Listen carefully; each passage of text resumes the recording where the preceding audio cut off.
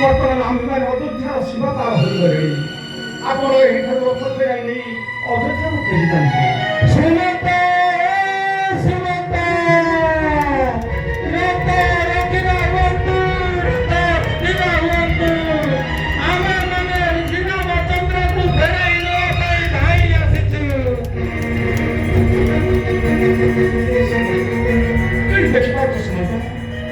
ଅଯୋଧ୍ୟାର ପ୍ରଜାମାନେ ମୋର ଗଣାଗମନ ବାର୍ତ୍ତା ଶୁଣି ମୋତେ ସାକ୍ଷାତ କରିବାକୁ ଛୁଟି ଆସିଛନ୍ତି।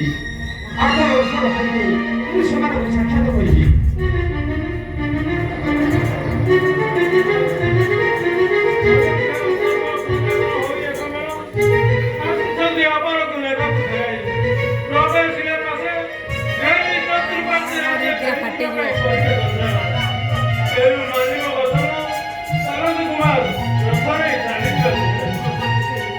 ପ୍ରଜା ଦୁଃଖ ଦୁଃଖୀ ବହୁ ପ୍ରଜା ସୁଖୀ ସୁଖୀ ଦର୍ଶନ ନିମନ୍ତେ ଧାଇଁଛନ୍ତି। ପ୍ରଜାମାନେ ପଛ ପଛ ମୋର ନକରି ସାକ୍ଷାତ ତାଙ୍କୁ ଯିବି ନାହିଁ।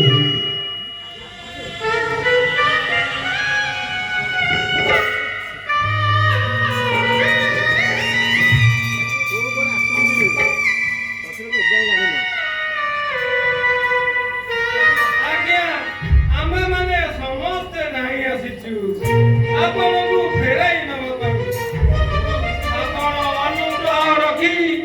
ବଣକୁ ନ ଯାଇ ଅଯୋଧ୍ୟାକୁ ଫେରି ଚାଲନ୍ତୁ ପ୍ରଭୁ, ଫେରି ଚାଲନ୍ତୁ।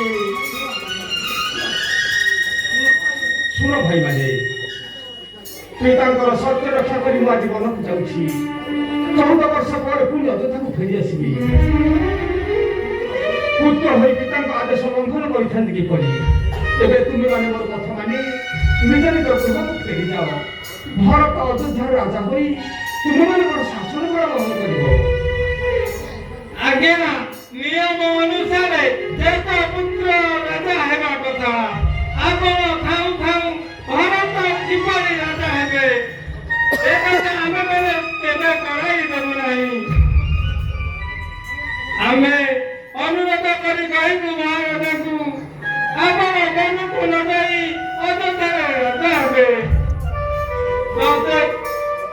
ରାଜାଙ୍କ ବିରୁଦ୍ଧରେ ବିପ୍ଳବ କରିବୁ। ରାଜା ଅନୁମତ ପ୍ରଜା, ଏହା ଏକ ଶାସ୍ତ୍ର ନିୟମ। ତେଣୁ ତୁମେମାନେ ରାଜାଙ୍କର ବିରୋଧୀକରଣ କରିବାଟା ଠିକ୍ ହେବ ନାହିଁ। ବରଂ ତୁମେମାନେ ମୋର କଥା ମାନି ନିଜ ନିଜ ଗୃହକୁ ଫେରିଯାଅ। ଏ ବନବାସ ପାଇଁ ମୁଁ ଦୁଃଖିତ ନୁହେଁ, ବରଂ ଆନନ୍ଦ ଅନୁଭବ କରୁଛି। ଏଥିଲାଗି ତୁମେମାନେ ଦ୍ୱନ୍ଦ୍ୱ ସୃଷ୍ଟି କରିବାର କୌଣସି ଆବଶ୍ୟକତା ନାହିଁ। ଏହା ଦ୍ୱାରା ମୋର ଧର୍ମ କର୍ମ ସବୁ ନଷ୍ଟ ହୋଇଯିବ। ମୋର ପାଇଁ ମୋ ସତ୍ୟ ପୁରୁଷ ନରକର ଯନ୍ତ୍ରଣା ଭୋଗ କରିବେ। ନିଜ ମଧ୍ୟ ଅନ୍ତିମ କାଳରେ ଅନୁତ୍ତର ଉପରେ ପତିତ ହେବ। ତେଣୁ ତୁମେମାନେ